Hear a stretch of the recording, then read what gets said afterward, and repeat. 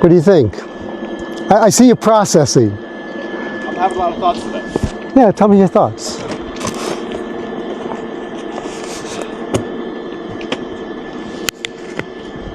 In relation to this. Yeah, of course. I mean, I'll be honest, I think my thoughts are less interested in this and more about the demonstration. Okay. I've been thinking a lot about like how we talk with people and how we share our ideas and manifest the world that we want to see. Yep. Right? And good thoughts. I was raised like Protestant Christian. Yep, me too. And one of the ones that always stuck with me, or one of the quotes that always stuck with me was like I don't remember it word for word, unfortunately. That's fine, that's fine. I'll get the gist. I'm sure you've heard it before, like the not preaching on street corners. Mm-hmm. And well, I think the scripture you're referring to are the Pharisees who would go on the street corners and pray, like, hey, everybody, look at me, I'm praying, how spiritual I am, as opposed to the Bible commanding people to go out into the highways and the byways and proclaim the gospel of Jesus Christ, because you never know who's going to be listening. That's what I was going to build to. I think you're correct, is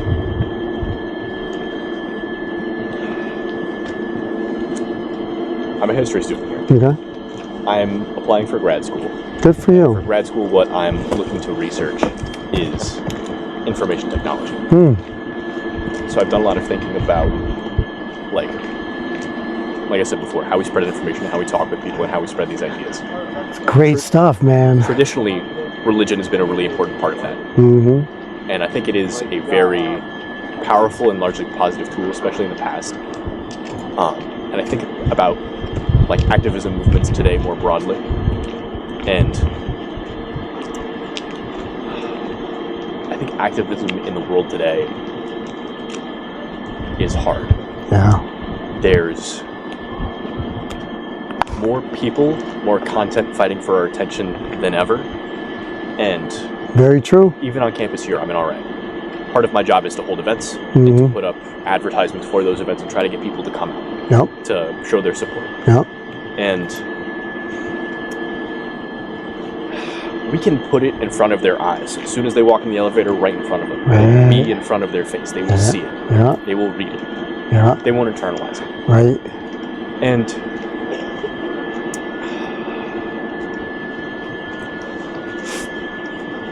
in older days, you would have newspapers. You would have people on a street corner shouting about the news of the day. Yep. You would have the news on your television in the 60s or the 80s or the 90s. Yeah, even go back to slavery days. I'm an abolitionist, so I identify with William Lloyd Garrison, Frederick Douglass, Harry Beecher Stowe, and all the rest of them, where back then they would do exactly what I'm doing and get everybody all upset with them, because it was not a popular message back in slavery days to say all human beings are created in the image of God and we don't have a right to enslave them. So now as an abolitionist in the 21st century to say, you know, that's why the communication of this sign, that just as they didn't believe that these were human beings, so now we have the same philosophy that would arbitrarily, based upon what, say that the babies in the womb are not human beings, and so therefore we have the right to enslave them, and now we have the right to kill them without any kind of legal consequences. So as an abolitionist, I'm very much think about the thing you're talking about communication. And you know, you could do like websites, which I do, blogs, which I do, Facebook posts, which I do, but I find the best thing is just get out there and just kind of agitate a little bit. And I guess it's kind of my question. I mean, I stopped because I already had thoughts in my head today. I've talked a little bit about it, but like somewhat related thoughts. Yeah. And I mean, you're obviously not out here shouting at people as they go by, like I've seen. Sometimes I do. I've done that too. And you know, I'll do it like, hey, what do you think? You know, that type of thing. But yeah. I don't know, I guess I wonder, like, what is the way to... That's a good question. Is there a way, because we have so many different circumstances and people going through, like something jarred within you where other people just walk by, either swear or ignore or sometimes engage. So you never it's such a dynamic interaction that you never know if there is actually a formula, except to put yourself out there. It's like fishing. Yeah. You never know if somebody's going to bite or not. Well, I wonder, because it feels like you're working on two different levels, right? One is this individual level of people walking by, speak to them as they walk by, you show them posts as they walk by, and that's very grassroots oriented. Yep. And then there's also the website, the camera, right, which speaks to a much larger audience. Yeah. And because ultimately my goal, which people would say I'm crazy, but they would have said this back in slavery, my goal is to abolish abortion, not pro-life. Let's regulate it. Let's incrementally change it like they tried to do with slavery, with the American Colonization Society. No, I'm part of a group where we're not going to compromise. We're not going to make deals with the devil. No compromise whatsoever. Abortion must be abolished. Absolute stance on it. Rather than the pro-life movement has been in charge for how many years? 50 years. And what have they accomplished? Millions of dollars is what they've accomplished. My friend, babies are being aborted, right? You need to give money so that I can continue to do my work. And if you do that, eventually someday we'll abolish abortion, which I have no intention of doing because I have six figures and I don't really. As an abolitionist, I don't get paid for this at all. But the pro-life movement is motivated by the reality that abortion is real. It's an emotional subject and they continually get a lot of money for it. Yeah. And have a lot of influence. In fact, pro-life organizations give me more opposition than pro-choice. Pro-choicers are just like, F you, we don't care about you. But the pro-lifers, every state where an abolition bill was introduced that would have abolished it, it was the pro-life movement that stopped it, not the pro-choice. The pro-choicers just sit back. Yeah, and when your very cause is funding your pocketbook, you have no motivation to get rid of it. So what do you think about Christianity, though? You say you raised as a Protestant Christian. Where are you in the faith spectrum right now? I believe I would describe myself as agnostic. Okay. I think that, in particular, like Jesus' teachings have a lot of really positive messages. I think that the way that our organized religions today interact is not often reflective of those. I agree. I'm sick of the institutional church. I used to be a pastor in institutional churches and mainline denominations, and I just cannot stand it anymore. Well, I want to ask. Yeah. I think that I said you're working on two levels. There's like the personal level of speaking to people who go by, there's that larger level. I think that speaking to people is how you change minds. Even the United States, when we're talking about war, we talk about hearts and minds. Yeah. So where does it go beyond the conversation, beyond the attention? For me, where it goes to is the drafting and then eventually proposing and hopefully passing of an abolition bill so that abortion is abolished. There's many evils in the world, and that you could be an abolitionist for child sex trafficking, for whatever. But I think that the worst thing of all is the reality that millions and millions of babies are being slaughtered right underneath our nose. The worst Holocaust that has ever happened. I'm not just metaphorically disturbed by that. I'm really disturbed by that reality that we live in a society like in Nazi Germany. What did it take for a whole society of Germans to be like, well, we know we could smell it down the road, that gas chamber smell, but we're not going to do anything. And the church did absolutely nothing. So here we are in the 21st century, and the church in Connecticut really does absolutely nothing. So, my faith as an agnostic, what you're ultimately saying is that you don't know. You don't know reality. You don't know how you don't know what's right and what's wrong. All you could do is kind of go, kind of thing. I would say I don't need the church to tell me what's right and wrong, but what I want to get at when asked about what happens after the conversation, after the attention. Yeah. I have no doubt that you're activated, that you put forward these initiatives to try to build toward the world that you want to see, that I might not necessarily agree with. Yep. But what about the people who you get the attention of? What happens there? Because that is, in any activism, particularly today, the question is, how do you get those people who watch, who look, who share the message to take that next step? And what is that next step?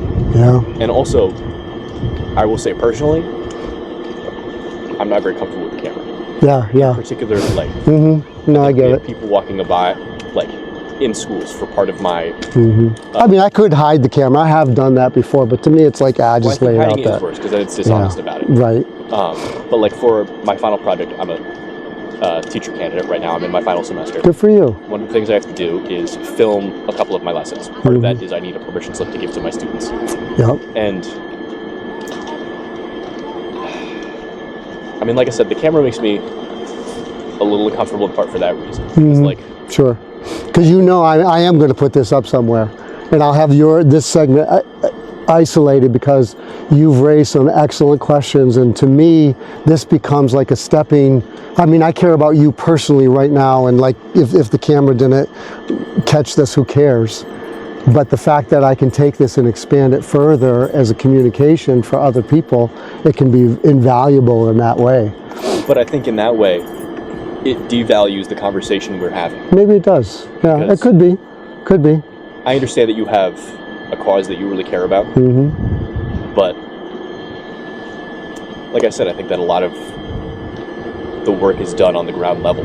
Yeah, but also one side note, forgive me for interrupting you, is that I get people that lie and accuse. I mean, I've had the police call me down here countless times, and then people will say, lie to the police and said, he just said a racist comment, he said this or whatever, which in my opinion, I'm not going to do that as a Christian, but even still, free speech is free speech. So I would say to the officers, it's really none of your business how I practice my free speech. However, it's still very valuable to be able to have that covering.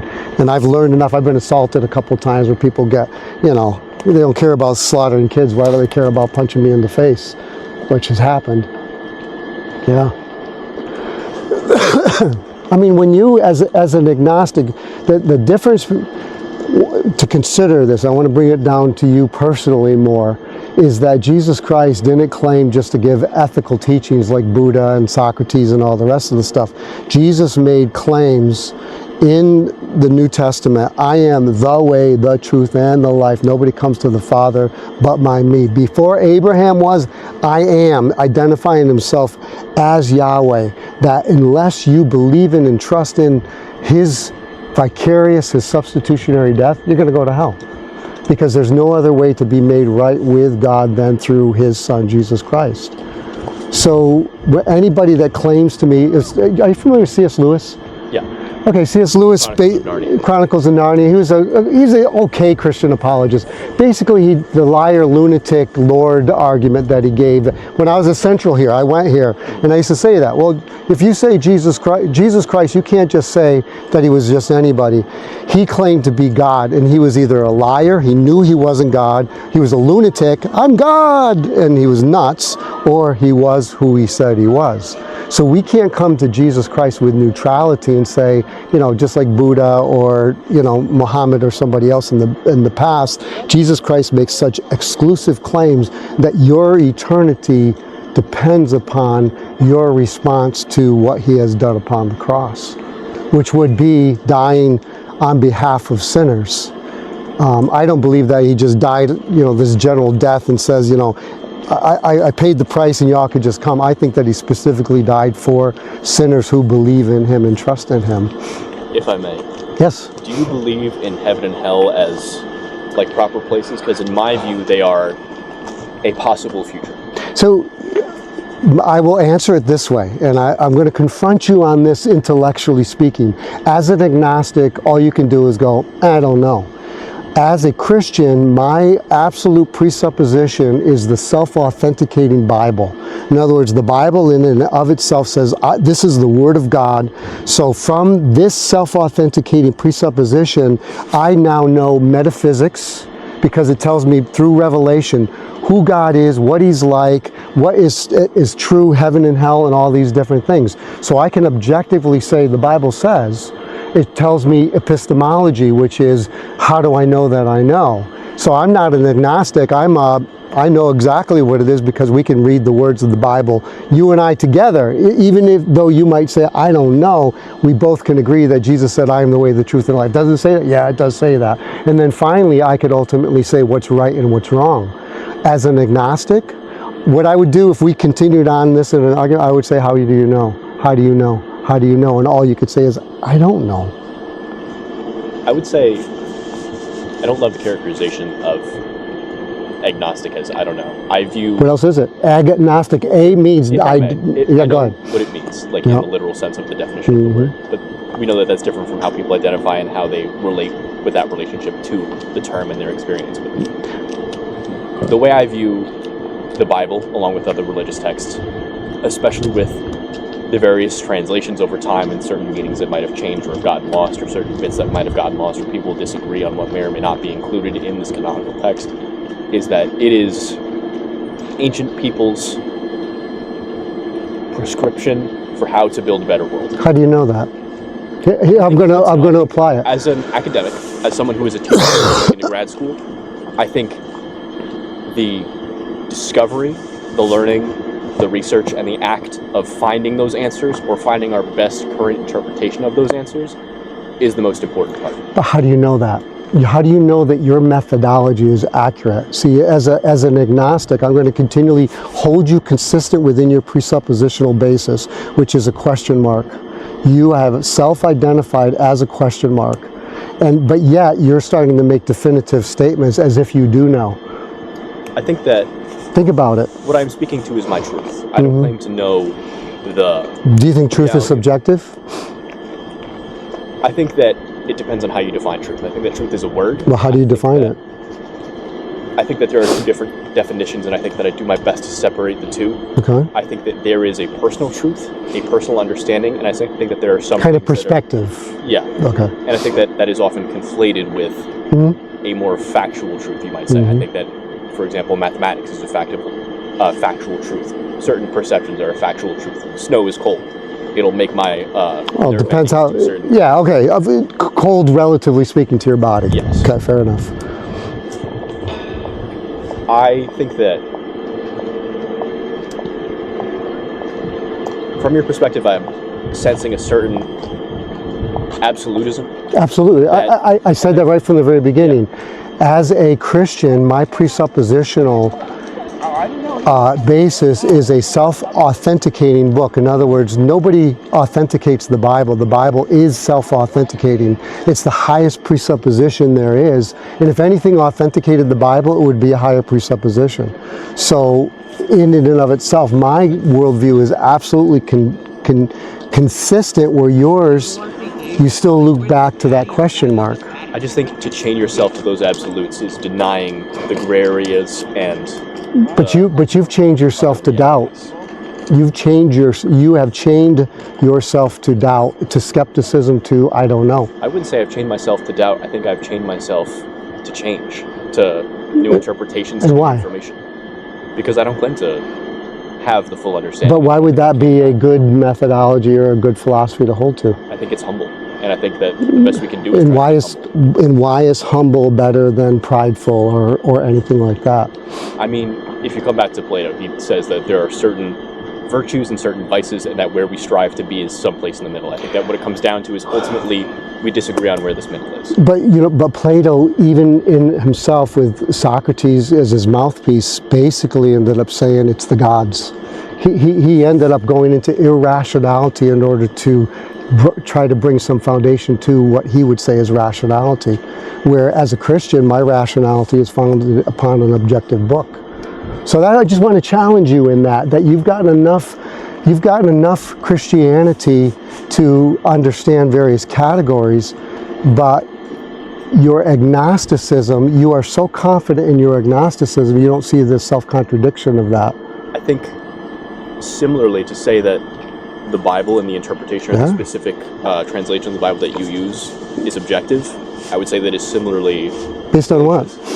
Well, because people believe in other translations, they believe in other... translations, we go back to the Greek and Hebrew, so just because we can... I speak Everybody Spanish. Claims to go back to the Greek and Hebrew. I would like to say, I was reading just earlier, Martin Luther King's letter from Birmingham jail. In that letter, I don't know if you've read it. Yes, I have. Yeah, you know the bit where he speaks about the church within the church, the interspirituality. And I think that that is what my agnosticism speaks to. I have a meeting in 5 minutes. Okay, yeah. I need to go. Hey, what's your name? My name is Neil. Neil, I'm Norman. It's a pleasure to talk with you. Can you do me a favor, Norman? Yes, sir. Don't post this. No, I'm going to post it. Yeah, I'll probably post it. But I could get rid of your face or whatever And like where that. will you be posting it? Probably YouTube, Norman Patterson. Yeah, I mean, I post everything. And you kind of voluntarily came into the view of the camera. There's nothing you could do. So I don't disagree, but I think that it's good discussion. I think it's worth and like publishing. I said before, I think that even if you appreciate the discussion, if you think that other people could get something from it, I think it devalues the conversation that we have as two individuals. Yeah, perhaps so. My view. All right, very good. Neil, it's good talking with you. You. God bless you. Consider my words of your question mark, that it becomes a never-ending question mark. I'll keep them in mind. All right, God bless you, sir.